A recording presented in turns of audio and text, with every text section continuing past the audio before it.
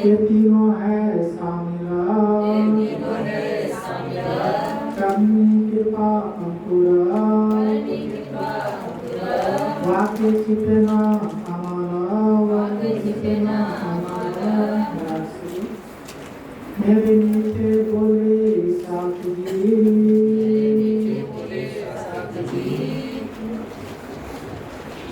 बोले श्री प्राणनाथ प्यारे की जय।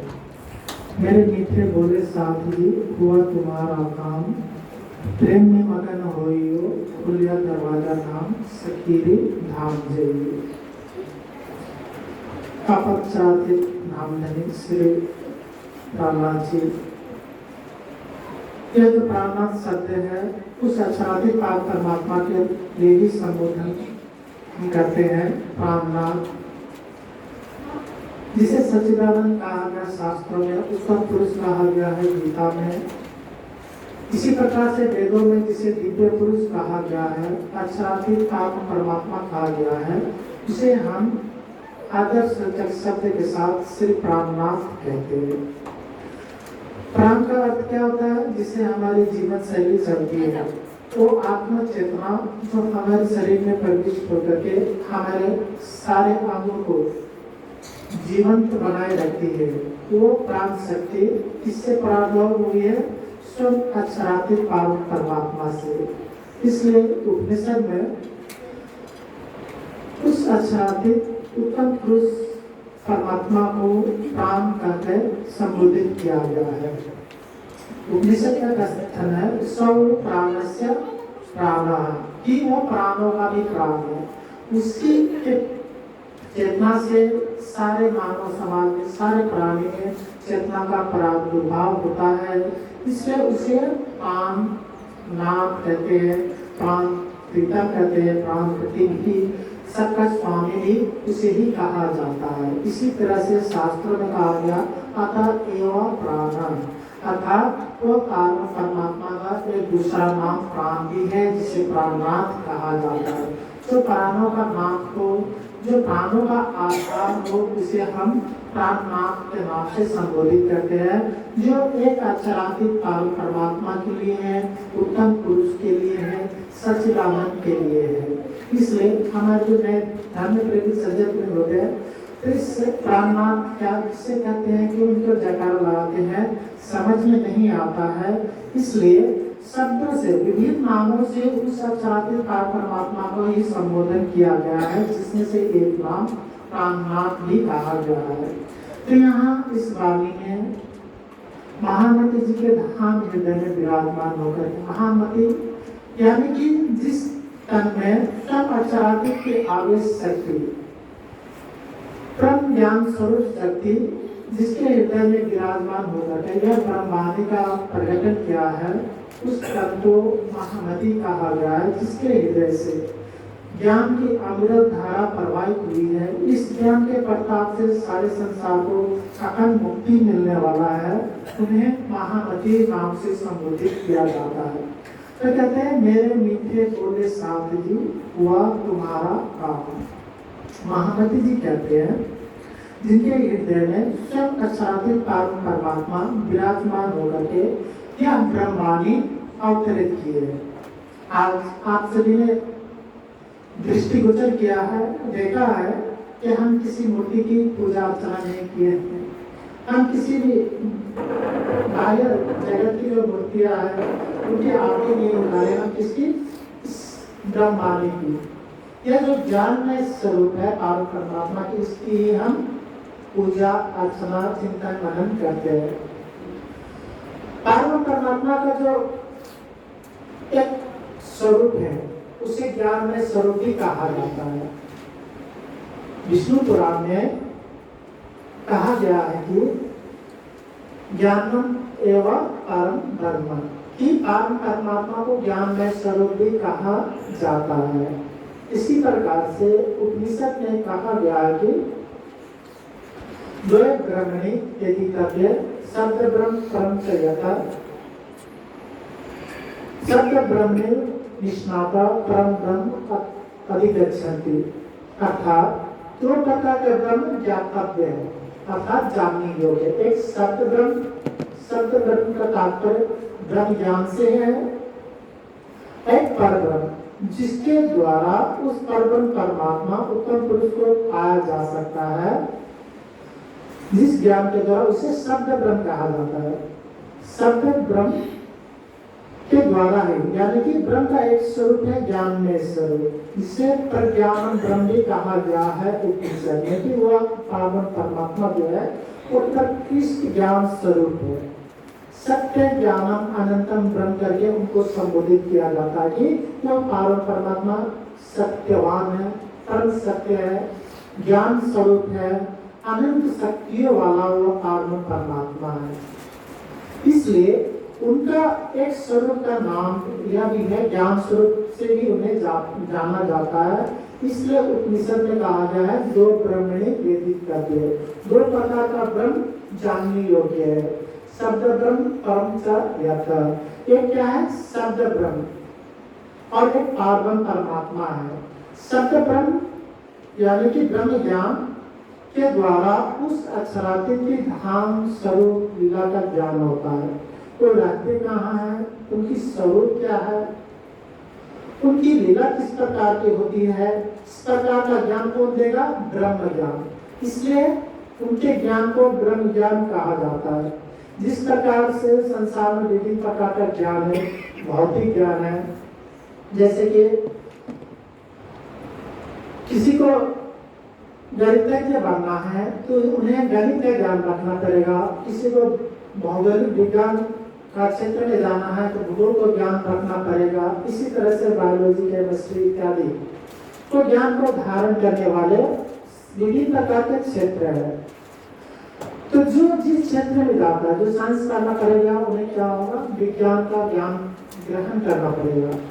उस विज्ञान के ज्ञान के द्वारा ही उसे वैज्ञानिक पद्धति के बारे में जान पाएगा, संसार की संरचना कैसे हुई इसके बारे में उन्हें जान पाएगा।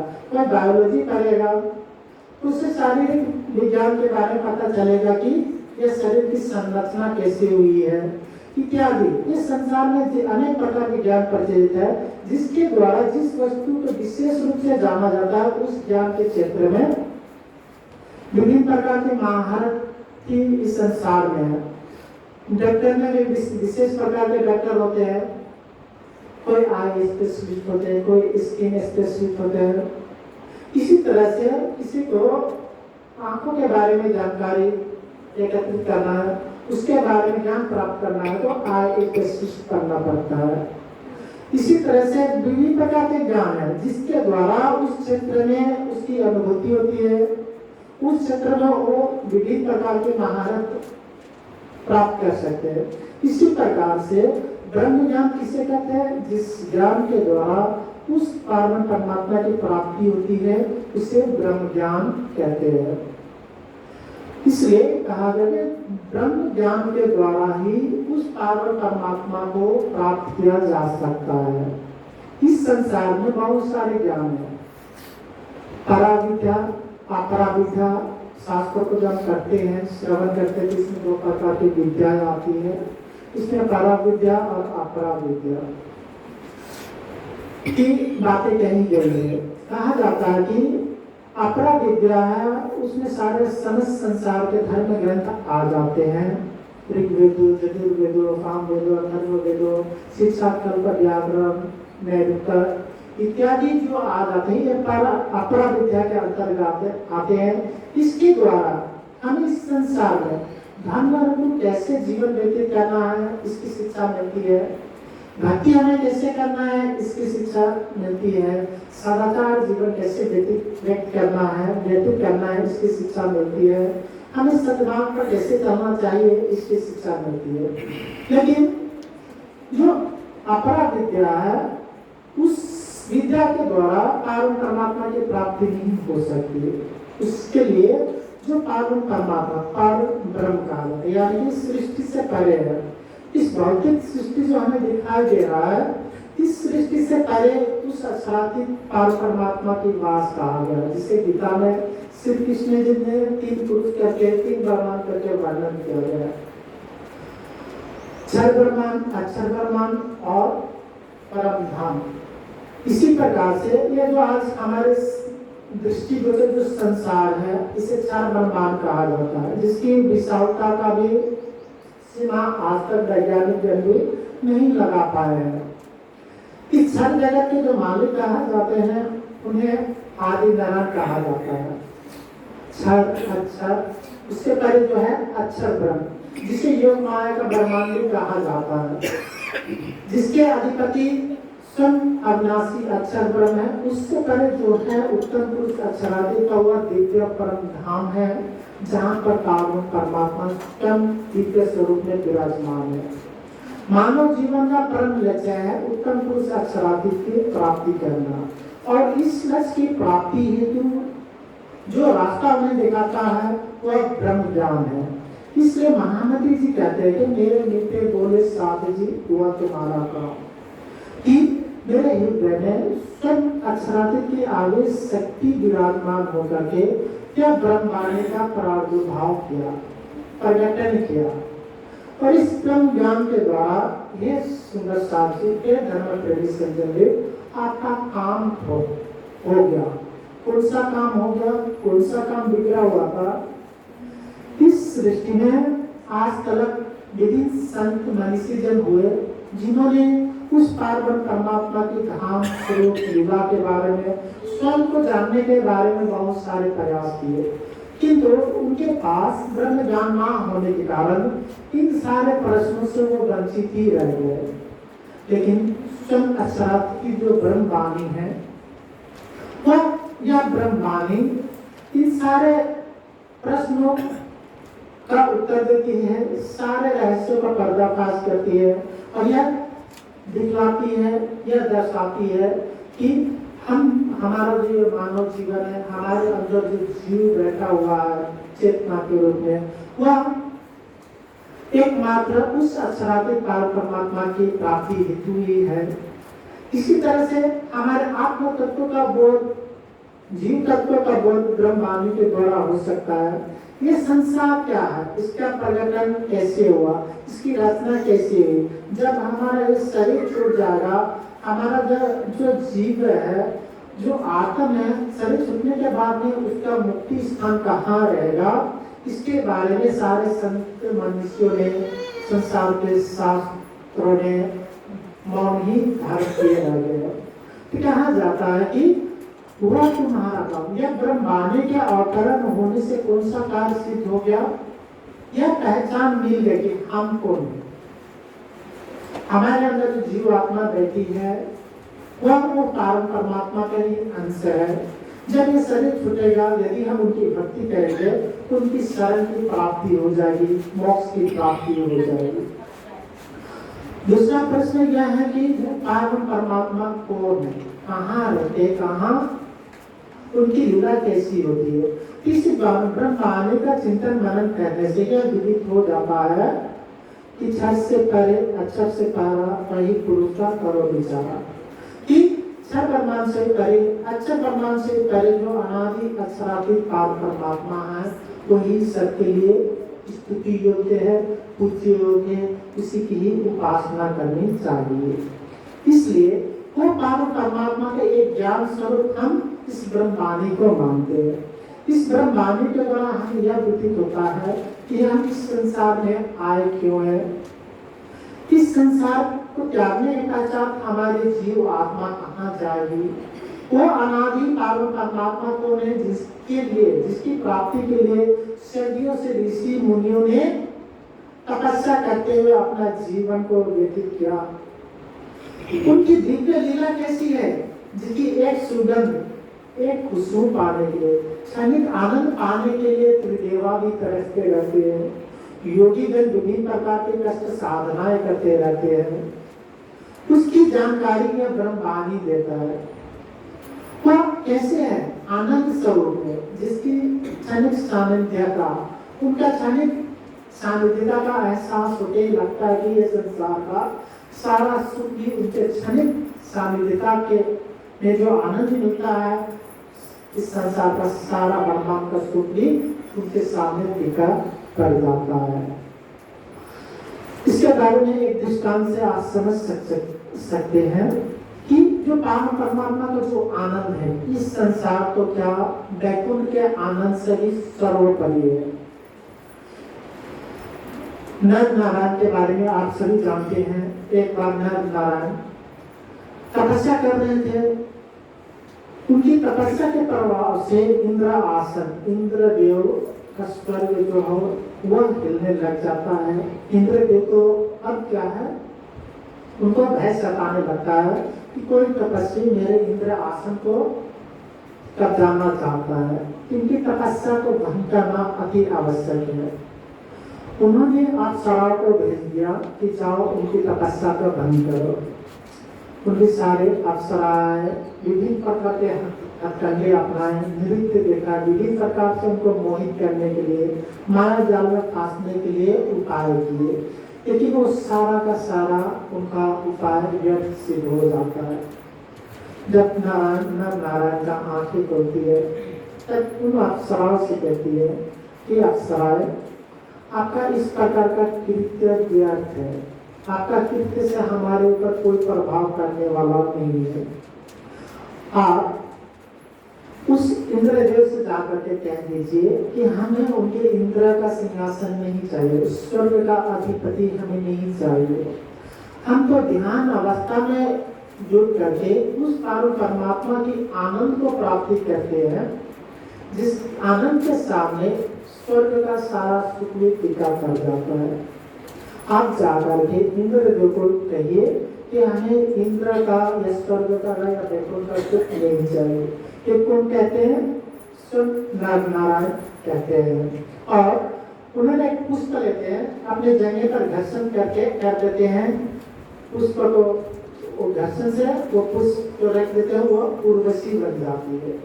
अप्सरा, आप जानते हैं एक अप्सरा, और कहते हैं कि जाइए और इस उर्वशी अप्सरा को भी ले जाइए, हमारे तरफ से उनको भेंट में दे दीजिए। उनकी सुख में और एक सुख जुड़ जाएगा। और उनको कहिए कि आपको स्वर्ग के बारे में कोई चिंता करने की आवश्यकता नहीं है। हमें स्वर्ग नहीं चाहिए, ना ही इंद्रदेव का इंद्र आसन नहीं चाहिए, हमें वैकुंठ का सुख ही नहीं चाहिए। हम तो उस परमात्मा की आनंद में जुड़े रहना चाहते हैं, जो सारे संसार, सारे ब्रह्मांड का सुख भी उनके सामने फीका पड़ जाता है। ये सत्य घटना है। तो वास्तव में सोचने योग्य प्रश्न यह है कि वास्तव में वो परमात्मा कौन है? सबका कथन तो एक ही है, एक वो परमात्मा एक है। लेकिन इस संसार में हम दृष्टि जब फैलाते हैं तो नाना धर्म, नाना पंथ, नाना देवता, नाना देव इत्यादि की संरचना देखने को मिल जाती है। तो ये सब क्या है? आज मानव को यह पता ही नहीं है कि वास्तव में जो स्तुति योग्य है, जो पूज्य योग्य है, वेदों में क्या कहा गया है, वह कौन है, किसकी पूजा अर्चना करनी चाहिए। शास्त्र में, गीता में किसकी भक्ति करने के विधान का वर्णन किया गया है। मानव जीवन का मुख्य उद्देश्य क्या है? इससे आज सारा संसार किसी न किसी प्रकार से अनभिज्ञ है, अज्ञातवास करे हुए है। मानव जीवन का एक ही लक्ष्य है, ब्रह्म प्राप्ति। और यह ब्रह्म प्राप्ति तभी संभव है जब उसके जीवन में ब्रह्म ज्ञान का प्रकाश हो। ब्रह्म ज्ञान के प्रकाश में ही उन्हें यह लक्ष्य विदित होता है कि वास्तव में यह जो मानव शरीर मिला है, यह मात्र संसारिक भोग ऐसो आराम के लिए नहीं मिला है। शरीरम साधनम खलु धर्म शरीरम माध्यम खलु धर्म साधन। ये शरीर क्या है? सारे धर्मों का साधन है। इस शरीर के द्वारा हम चाहे तो इस संसार में विभिन्न प्रकार की सिद्धियां प्राप्त कर सकते हैं। योग दर्शन में विभिन्न प्रकार की सिद्धियों का वर्णन किया गया है। यदि उन सिद्धियों को नियम पूर्वक यदि पालन किया जाए तो विभिन्न प्रकार की सिद्धियां हम प्राप्ति कर सकते हैं योग साधना के द्वारा। इस शरीर को हम स्वस्थ रख सकते हैं। बहुत सारे योगी हुए जिन्होंने वर्षों वर्षों तक, जिनका हिमालय के योगी नामक किताब में वर्णन किया गया है कि जिनकी उम्र 5-5 हजार साल वर्ष तक की भी है, ऐसे भी योगी योग साधना में आज हिमालय की गुफा में बैठे हुए, इसके बल पर, योग के बल पर। इसलिए मानव जीवन में, जैसे कि हमारे बहन सुंदर साथ कह रही थी, कि योग की बहुत बड़ी आवश्यकता है। क्यों? क्योंकि जब तक हमारा शरीर स्वस्थ नहीं होगा तो हम भक्ति कैसे करेंगे? भक्ति करने के लिए स्वस्थ शरीर का, स्वस्थ मस्तिष्क का, स्वस्थ मन का होना अति आवश्यक है। साथ साथ ही पवित्र हृदय का होना भी बहुत आवश्यक है। तभी जाकर के हमारी भक्ति फलीभूत होती है। अन्यथा हम रुग्ण अवस्था में रहेंगे, हमारा शरीर रोगी रहेगा, तो हम चाह करके नाम जप नहीं कर पाएंगे, ब्रह्म वाणी का पठन मनन चिंतन नहीं कर पाएंगे, ध्यान साधनाएं नहीं कर पाएंगे। इसके लिए स्वस्थ शरीर का होना आवश्यक है। इसलिए हमारे जीवन में योग की आवश्यकता है। पतंजलि ऋषि ने योग के 8 सूत्र बताए हैं। यम, नियम, आसन, प्राणायाम, प्रत्याहार, धारणा, ध्यान, समाधि। इसका मुख्य उद्देश्य यही है कि मानव को एक स्वस्थ शरीर प्रदान, स्वस्थ जीवन जीने की उनको जो अधिकार है वो प्राप्त हो। आज मानव भूल रस अपना जो अनमोल जो मनुष्य तन है इसे व्यर्थ में गवाते जाता है। अज्ञानता रस, इसमें क्या घटते जा रहा है? संसार के विषैला पदार्थ, दारू इत्यादि, जो हमारे धर्म ग्रंथों में त्याज्य है। विभिन्न प्रकार के अभक्ष्य पदार्थों का सेवन मानव करता है, जिससे हमारा शरीर रुग्ण अवस्था को प्राप्त होता है, रोगी अवस्था को प्राप्त होता है। क्यों? क्योंकि तन क्षणिक सुख के लिए, लेकिन मानव ये नहीं समझता है क्षणिक सुख में ही हमारा यह जो अनमोल जीवन है यह व्यतीत होते जाता है। पतंजलि ऋषि ने जो 8 सूत्र दिए हैं उनमें से मनुष्य को सारे उनका उद्देश्य कैसे प्राप्ति होगा इसके बारे में सारे उन्होंने एक प्रकार से व्याख्यान करके बता दिए हैं। किस प्रकार से यम नियम जो है हमारे जीवन को इस संसार में ऐसी नैतिकता के साथ में चलना चाहिए। हमें सत्य बोलना चाहिए, सत्य का आचरण करना चाहिए, झूठ नहीं बोलना चाहिए, चोरी नहीं करना चाहिए, किसी प्रकार का मद्यमांस का सेवन नहीं करना चाहिए, जो कि शास्त्रों में निहित है। हमारा जो निजानंद संप्रदाय है, जिसे बोल की भाषा में प्रणामी के नाम से भी जाना जाता है, हमारा जो निजानंद संप्रदाय है, ये शास्त्र के अनुकूल, वेदों के अनुकूल एक सत्य धर्म की स्थापना करता है, असत्य की राह पर चलाने के सारे मानव समाज को प्रेरित करता है। शास्त्र में क्या कहा गया है कि मानव शरीर स्वस्थ कैसे रहेगा? जब वो शुद्ध आहार करेगा, आहार शुद्ध करेगा तो उनका मन शुद्ध होगा, मन शुद्ध रहेगा तो उनका मन भी भक्ति में लगेगा, और भक्ति में लगेगा तो मनुष्य को परमात्मा की भक्ति जब करेगा तो परम शांति की अनुभूति होगी। यह संसार वैसे दुख में है, दुखम मूलम ही संसार कहा गया है जिससे शास्त्रों में दुख का मूल है। लेकिन इस दुख में संसार में मनुष्य चाहे यदि नियम पूर्वक धर्म का आचरण करते हुए अपने जीवन शैली को बिताए तो इस संसार में सुखपूर्वक परमात्मा की भक्ति करते हुए अंत में जीवन त्यागने के पश्चात मोक्ष की प्राप्ति कर सकता है। लेकिन मानव का आज देखिए विभिन्न प्रकार के नशीले पदार्थों का सेवन करता है, जो हमारे शरीर के लिए, मन के लिए हानिकारक होता है। नशीले पदार्थों का मानसिक आदि भक्षण करने वाले के हृदय कभी भी निर्बल नहीं हो सकता, ये शास्त्र कहता है। योग भी यही कहता है कि शुद्ध सात्विक आहार ही ग्रहण करना चाहिए, क्योंकि शुद्ध सात्विक आहार से सात्विक बुद्धि की उत्पत्ति होती है, और जो सत्य स्वरूप परमात्मा है उसे सत्य के द्वारा ही पाया जा सकता है, सत्य ज्ञान के द्वारा ही पाया जा सकता है। तो इस तरह से नैतिकता का शिक्षा, हमारे शरीर को कैसे स्वस्थ रखना है, इसकी शिक्षा योग दर्शन में पतंजलि ऋषि ने दिए हैं।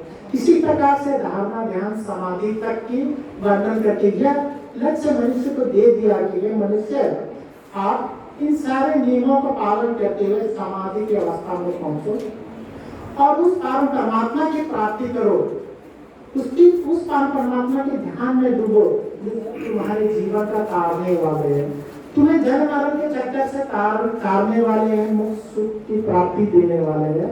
आप परमात्मा से अपना संयोग करो। बहन सुंदर साहब जी बता रहे थे कि योग का मतलब ही क्या है? मिलन ना।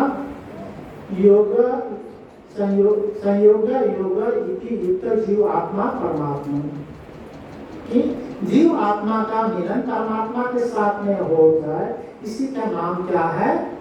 योग है। योग का अर्थ एक होता है ध्यान भी होता है, एक योग होता है जो हम समाधि की अवस्था में डूब करके परमात्मा की साक्षात्कार करते हैं, उससे मिलन करते हैं। एक योग क्या होता है? जो हम आसन प्राणायाम के द्वारा अपने शरीर को स्वस्थ रखने के लिए हम उस योग क्रिया को करते हैं, जो आज उत्तम कार्य हमारे बहन सुंदर साथ कर रही है। और यह मानव जीवन को स्वस्थ रखना, उनको धर्म आचरण में लेकर के आगे बढ़ना, यह हमारे ऋषि मुनियों ने इस कार्य को करते आए हैं। सभी को इसके प्रति जागरूक होने के लिए ज्ञान का संदेश देते आए हैं। उस ज्ञान को लेकर के आज भी जो बुद्धिजीवी वर्ग है, जो मानव समाज को कल्याण करना चाहते हैं, इस राह पर अपने सारे कार्य को त्याग करके मानव समाज के कल्याण के लिए आगे बढ़ रहे हैं। ऐसे शुद्ध जीव आत्मा के हृदय में भक्ति का प्रकाश हो, परमात्मा के लिए उनके हृदय में ज्ञान की प्रकाश हो, उनके ऊपर कृपा बरसे, इस तरह का जो कार्य है सभी वो आगे बढ़ाते चले, उनको अपने कार्य में सफलता मिले, यही हम कामना करते हैं। तो हमारा, जैसे मैं कह रहा था, हमारा जो निजानंद संप्रदाय है शास्त्र सम्मत है, वेद सम्मत है। हम एक परमात्मा की उपासना करते हैं, हम एक ब्रह्मानी कुलसन स्वरूप की पूजा अर्चना करते हैं। मैं पहले कह रहा था, यह ब्रह्मानी जो है, यह जो आप देख रहे हैं, इसे हम ब्रह्म का एक स्वरूप, ज्ञान में स्वरूप मानते हैं। इस ब्रह्मवाणी में वेद हो या कथेर हो, सारे गुज्जे रहस्यों का, अनसुलझे प्रश्नों का समाधान किया गया है। मानव जीवन का सर्वोच्च लक्ष्य क्या है, इसमें दर्शाया गया है। हम कैसे इस संसारिक जीवन में को चलाते हुए, गृहस्थ जीवन को भी चलाते हुए जीवन यापन करते हैं, कैसे उस परमात्मा की भक्ति करते हुए अंतोगता परमात्मा की प्राप्ति कर सके, उसकी सारे विधान ब्रह्मवाणी में बताया गया है। यहाँ तक कि वो परमात्मा का धाम कैसा है, उनकी लीला कैसी है, तो जिस धाम में रहते हैं वो ऐसा दिव्य धाम है जहाँ पर श्री कृष्ण के तक न वहाँ पर सूर्य उगता है, न चंद्रमा उगती है, वहाँ पर स्वयं परमात्मा के प्रकाश से ही सारा परम धाम दिव्य धाम प्रकाशमान रहता है। वहाँ पर जरा मृत्यु दुख का कुछ नहीं है, मात्र आनंद ही आनंद है, प्रेम ही प्रेम है। जिस परमात्मा को सच्चिदानंद कहते हैं, सच्चिदानंद भी उन्हें कहा जाता है, सत चित और आनंद ना। सत्य क्योंकि वो परम सत्य है, जो कभी परिवर्तन नहीं होता, वो परम सत्य स्वरूप परमात्मा है। उसमें किसी प्रकार का विकार नहीं होता, किसी प्रकार का विघटन नहीं होता, वो सत्य स्वरूप परमात्मा है। चित्तघन है, वहाँ पे हर एक वस्तु चेतन स्वरूप है, आत्म स्वरूप है, वहाँ पर न ही दुख है, किसी प्रकार का दुख कष्ट है, मोह लोभ इत्यादि नहीं है। इसी प्रकार से आनंद स्वरूप है, सत्य चित और आनंद, वहाँ पर मात्र आनंद ही आनंद की लीला होती है, प्रेम ही प्रेम की लीला होती है। ऐसी दिव्य ब्रह्मपुर धाम है जहाँ पर पावन परमात्मा विराजमान है। उस पावन परमात्मा के धाम की प्राप्ति, उस पावन परमात्मा की शरण की प्राप्ति हमें ब्रह्म ज्ञान की निर्देशन में ही हम पा सकते हैं। इसी तरह से हमारे धर्म ग्रंथ में इसे कहा जा रहा है कि हुआ तुम्हारा काम, ब्रह्मवाणी में कहा जा रहा है कि हुआ तुम्हारा, हे मानव, हे सुंदर साधु, आज तक संसार में कौन हूँ, परमात्मा कहाँ, जैसे कि मैंने पहले यह प्रश्न आपके सामने रखा, उनके दिव्य स्वरूप कैसा, उनकी दिव्य लीला क्या है, इससे अनभिज्ञता उन सभी की जानकारी इस ब्रह्मवाणी के द्वारा हो जाती है। ये शास्त्रों के द्वारा यह निरूपण हो जाता है कि वही पावन परमात्मा एकमात्र पूज्य योग्य है। इसलिए वेद में कहा गया है, अर्चक परचक में भाषो अर्चक, कि हे ज्ञान के विद्वानों, उस एक परमात्मा की ही उपासना करो, उनकी ही स्तुति करो, वही एक मात्र परमात्मा स्तुति योग्य है। गीता में श्री कृष्ण जी ब्रह्म ज्ञान की महत्ता को दर्शाते हुए कहते हैं कि अपि चेदसि पापभ्य सर्वभ्य पापकृतं सर्व ज्ञान पल्लवन्य गुरुजन संतरिष्यन्ति। कि यदि मनुष्य पापी से भी महापापी होगा, अपने जीवन में पाप ही पाप कर्म किए होंगे, कभी पुण्य का कार्य ही नहीं किया होगा, ऐसे मनुष्य भी यदि ब्रह्म ज्ञान का प्रकाश में, ब्रह्म ज्ञान की सानिध्यता में आता है, ब्रह्म ज्ञान का श्रवण करता है, ब्रह्म ज्ञान में बताए हुए मार्ग को अपनाता है, आचरण को अपनाता है, तो वह मुक्ति को पा सकता है। इस दुख रूपी भवसागर से वो पार हो सकता है। यह ब्रह्म ज्ञान रूपी नौका पर सवार होकर के वह निश्चल होकर के, पवित्र होकर के अपने आराध्य पार परमात्मा की सानिध्यता को प्राप्त कर सकता है। इसलिए मानव जो है आज अज्ञान बसी संसार में विभिन्न प्रकार के भूल भ्रांतियों में भटक रहा है। जब तक उनकी अज्ञानता नाश नहीं होगी, तब तक भूल भ्रांतियां उनके हृदय से जा नहीं सकती, और वो भूल भ्रांतियों का नाश ब्रह्म ज्ञान के द्वारा ही हो सकता है। और इसी विषय में श्री कृष्ण जी कहते हैं कि ज्ञानं की तु तत् अज्ञानम नासति आत्मना केसाम आदित्यवत् ज्ञानम प्रकाशति तत्परम। कि जिसका अज्ञान आत्मज्ञान यानी कि ब्रह्म ज्ञान से नाश हो चुका है, उसका ब्रह्म ज्ञान, वह ब्रह्म ज्ञान प्रकाश के समान उस पार परमात्मा को जाहिर कर देता है, यानी कि उस पार परमात्मा को पहचान ब्रह्म ज्ञान दे देता है। इस तरह से गीता का कथन में विभिन्न प्रकार से बहुत ही सुंदर बातें बताई गई है ब्रह्म ज्ञान के संबंध में और पार परमात्मा की प्राप्ति के बीच संबंध में। इसी तरह से जो ज्ञान यज्ञ जो है, ये सर्वश्रेष्ठ यज्ञ कहा गया है। द्रव्य यज्ञ से ज्ञान यज्ञ को सर्वश्रेष्ठ यज्ञ गीता में श्री कृष्ण जी अर्जुन से कहते हैं। आप जो आज बैठ करके श्रवण कर रहे हैं, यह भी क्या है? ज्ञान यज्ञ है। श्री कृष्ण जी कहते हैं श्रेयान द्रव्य माया या क्या ज्ञान यज्ञ प्रथम पर सर्वं कर्म अखिलम पार्थ ज्ञाने परिसमाप्ते। कि हे अर्जुन, सभी द्रव्य यज्ञ में श्रेष्ठ जो है वो ज्ञान यज्ञ ही है।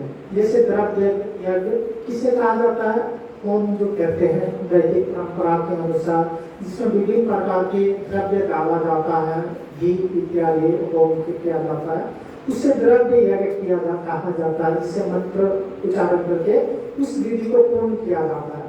श्री कृष्ण जी कहते हैं कि श्रेयान द्रव्य माया ज्ञान यज्ञ प्रथम पर। कि जो द्रव्य यज्ञ से श्रेष्ठ ज्ञान यज्ञ है, सर्व कर्म अखिलम पार्थ। क्योंकि जो ज्ञान यज्ञ में समाहित हो जाते हैं, ज्ञान यज्ञ के संसर्ग में जो आ जाते हैं, उनका सारा कर्म क्या है? पूर्ण हो जाता है। यानी कि तात्पर्य क्या है? आप द्रव्य यज्ञ नहीं किए, ज्ञान यज्ञ किए, तो आपको द्रव्य यज्ञ का भी फल आपको ज्ञान यज्ञ के द्वारा मिल जाता है, क्योंकि ज्ञान यज्ञ को सर्वश्रेष्ठ यज्ञ कहा जाता है। इसलिए श्री कृष्ण जी कहते हैं कि सारे कर्मों का फल जो है आपको ज्ञान यज्ञ के द्वारा प्राप्त कर सकते हैं। इसलिए ज्ञान को सर्वश्रेष्ठ कहा गया है। मानव जो है ज्ञान से ही श्रेष्ठ कहलाया है। यदि ज्ञान नहीं है तो ज्ञानाधीना पशु समान। मनुष्य के अंदर यदि ज्ञान हटा दीजिए, विवेक हटा दीजिए, तो मनुष्य के करने और पशु के करने में क्या अंतर रह जाता? कोई अंतर नहीं रह जाता है। मनुष्य भी खाता है, कमाता है, संतान उत्पत्ति करता है, वैसे पशु भी अपने कार्य करते, खाते पीते, संतान उत्पन्न करते, सोता इत्यादि क्रियाकलाप सभी करते हैं। लेकिन मनुष्य में विशेष विशेषता है, ज्ञान की विशेषता, विवेक की विशेषता है। तो यह जान सकता है कि क्या करना चाहिए, क्या नहीं करना है। अधर्म का आचरण जो है नहीं करना है, धर्म को आचरण को अंगीकार करना, ये विवेक किसके अंदर है? एक मनुष्य के अंदर ही है। लेकिन आज मनुष्य विवेक ही होते जा रहा है, क्योंकि सही दिशा निर्देशन देने वाले उनके जीवन में कोई उपदेशक नहीं होते हैं। इसलिए आज मानव जो है दानवता की ओर बढ़ते जा रहा है। यदि ज्ञान की प्रकाश उनके जीवन में ना हो तो उनका जीवन बहुत ही दयनीय होकर के जन्म के 84 लाख की योनियों में भटकते रहता है। यह ब्रह्म ज्ञान सबको अखंड मुक्ति देने वाली है, हृदय ज्ञानात् मुक्ति। जब तक ब्रह्म ज्ञान की प्राप्ति नहीं होती हमें, तब तक हमारे जीव को अखंड मुक्ति की प्राप्ति कभी भी नहीं हो सकती। बंधो विपर्यास, यानी कि अज्ञानता अवश्य मनुष्य का जन्म मरण का बंधन होता है। इसलिए यह ब्रह्म ज्ञान हमारे लिए एक प्रकाश का कार्य करता है। यह प्रकाश का कार्य कैसे करता है कि अंधेरे में जिस प्रकार से हम स्पष्ट रूप से कुछ दिख नहीं पाते हम, लेकिन प्रकाश से भी हो, सूर्य का उजाला हो तो हमें सब कुछ दिखाई देता। उसी तरह से यह ब्रह्म ज्ञान की प्रकाश जिसके हृदय में समाहित हो जाता है, उसी का पता चलता है कि आज तक तो मैंने अपना सारा जीवन संसारिक कार्य में ही व्यतीत करते रहा। भक्ति के कार्य के लिए, परमात्मा के कार्य के लिए मैंने तो अपना समय दिया ही नहीं। उसे ज्ञान हो जाता है कि मैं तो आज तक न जाने कितने जगह में अपराध किया, पाप किया, लेकिन ज्ञान की प्रकाश पाकर के मुझे यह विदित हुआ कि यह पाप में कर्म जन्म के चक्कर में डालने वाले हैं, दुख की घनघोर अंधेरी में डालने वाले हैं। ज्ञान जो है वही जन्म के चक्कर से मुक्ति दिलाने वाले हैं। और यह ज्ञान पार्वती परमात्मा की पहचान दिलाती है। उस पार्वती परमात्मा की पहचान होने के बाद उनकी जब भक्ति साधना करते हैं, उनकी सान्निध्यता का एहसास जब ध्यान समाधि के द्वारा करते हैं, तब जाकर के हमारा जो जीव है, जो हमारी आत्मा है, वो अखंड सुख, अखंड आनंद की प्राप्ति करता है। जीव जो है जन्म मरण के चक्कर से मुक्त हो जाता है, मोक्ष सुख की प्राप्ति कर लेता है। इसलिए कहा गया कि जब तक उस ब्रह्म सत्य का ज्ञान नहीं हो जाता, मनुष्य को कभी भी मुक्ति की प्राप्ति नहीं हो सकती। इसलिए वो परमात्मा ही सभी को जन्म मरण के चक्कर से मुक्ति दिलाने वाले हैं। इसलिए मानव को चाहिए कि ज्ञान की प्रकाश में अपने को ढाले, ज्ञान के उजाला में अपने को लाए, अपना दीपक स्वयं बने। गौतम बुद्ध जी ने कहा है, अपो दीपो भव, कि आप अपना दीपक स्वयं बने। आपको कोई उपदेश देगा, वो उपदेश ही दे सकता, लेकिन उसको अपने आचरण में उतारना आपका कार्य है। जब तक आप उसे अपने आचरण में नहीं उतारेंगे, तब तक वो ज्ञान भी फलीभूत नहीं होगा, वो ज्ञान आपको फल नहीं दे पाएगा। इसलिए मनुष्य को चाहिए जो ज्ञान हम प्राप्ति करते हैं उसको अपने आचरण में उतारें, तभी जाकर के वो ज्ञान हमें फल की प्राप्ति कर सकता है। इसी बात को वेद में कहा, वैदिक ग्रंथों में कहा गया है, स्वयं ज्योति भवतु, कि आप अपना प्रकाश स्वयं बनिए। इसी जब तक आप धन के कारण स्वयं ही कदम नहीं बढ़ाएंगे, तब तक आप कैसे धार्मिक कहलाएंगे। आप यदि अपने ज्ञान की प्रकाश स्वयं ही नहीं बनेंगे, तब तक आपके हृदय में ज्ञान कैसे समाहित होगा? कभी नहीं होगा। जिस प्रकार से तपस्वी का बल क्या होता है? तप होता है। इसलिए इसी प्रकार से एक ज्ञानी व्यक्ति का बल क्या होता है? ज्ञान ही होता है। इसलिए ज्ञान की संग्रह करना चाहिए। तपो बलम तपसाना, तपस्या का बल तप होता है। यदि वो तप करना छोड़ दे तो फिर वो तपस्वी कभी कहीं उसे तपस्वी कहा नहीं जा सकता।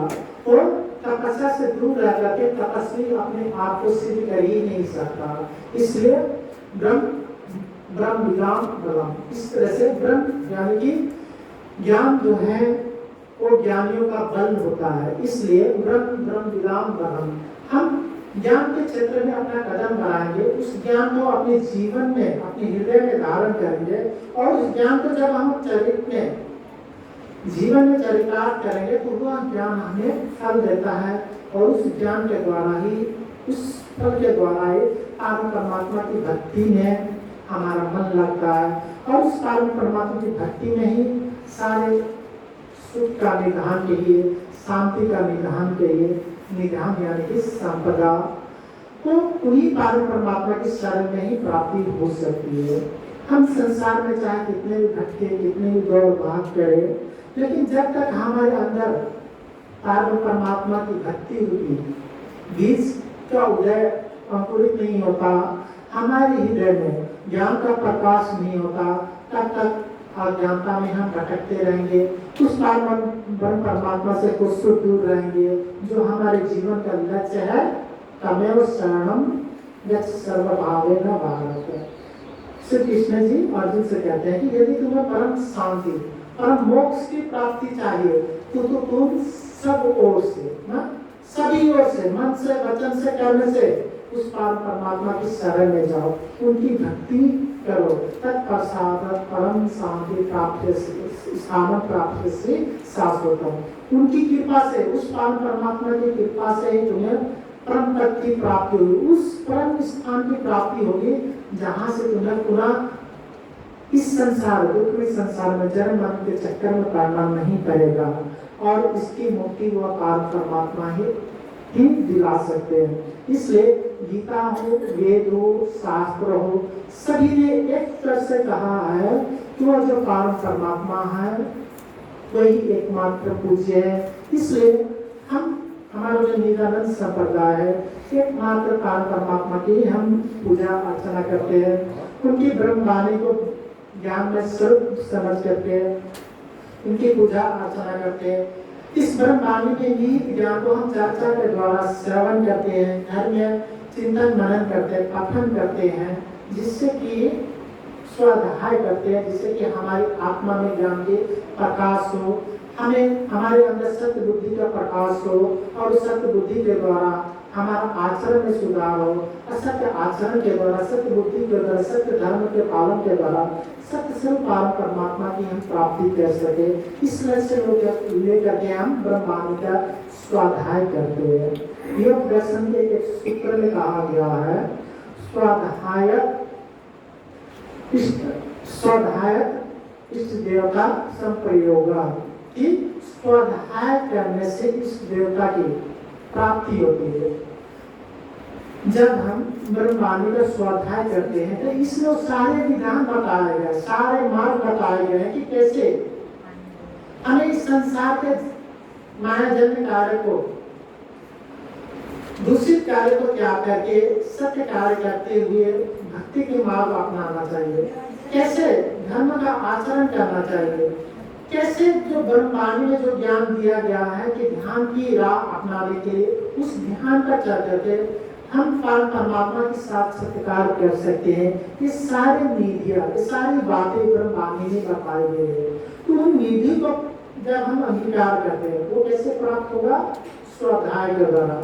इसलिए हम घर में भी पठन पाठन ब्रह्मवाणी का करते हैं, चिंतन मनन करते हैं। जब सत्संग होता है इस ब्रह्मवाणी की बातें को हम श्रवण करते हैं, चर्चा के द्वारा, मंतव्य के द्वारा, प्रवचन के द्वारा, भजन कीर्तन के द्वारा। इससे क्या होता है? हमारी आत्मा में एक शांति होती है, प्रेम का उद्भव होता है, परमात्मा की भक्ति में हमारा मन जो है लगा रहता है। इसलिए मनुष्य को भक्ति के कारण आज मन लगाना बहुत ही मुश्किल हो जाता है।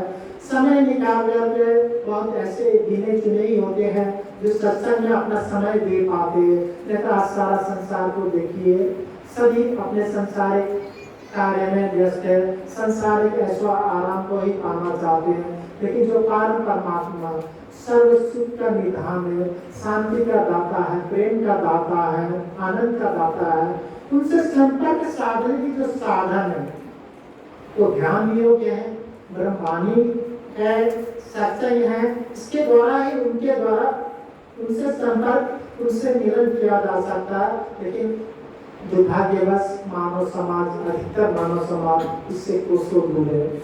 इसलिए हमें चाहिए कि हम जो ज्ञान प्राप्त कर रहे हैं, किए हैं, उसको भी हम मानव समाज को दें, ताकि उनका जीवन भी धन्य धन्य हो, हमारा जीवन भी धन्य धन्य हो। इस संसार में अपना जीवन कर्तव्य को पालन करते हैं, संसार कर्तव्य को पालन करते हुए भक्ति के मार्ग को भी अपनाएं, क्योंकि भक्ति का मार्ग ही मुक्ति की ओर ले जाती है, वही पालन परमात्मा की प्राप्ति कराती है।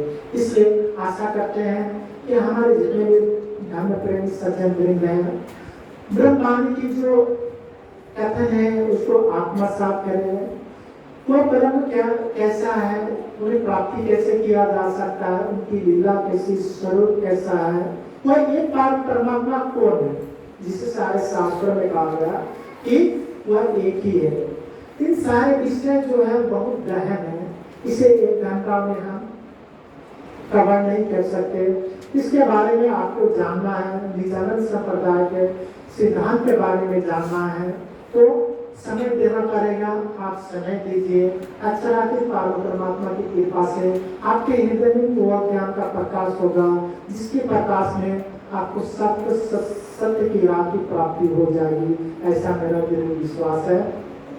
जो जिस रास्ते पर चल करके हम आज इस भौतिकवाद के संसार में, दुख में संसार में भी दुख कष्ट तो आते रहते हैं हमारे जीवन में, सभी के जीवन में आते हैं, लेकिन परमात्मा की कृपा से उस दुखों को सहने की जो शक्ति है वो वही अक्षरातीत देते हैं।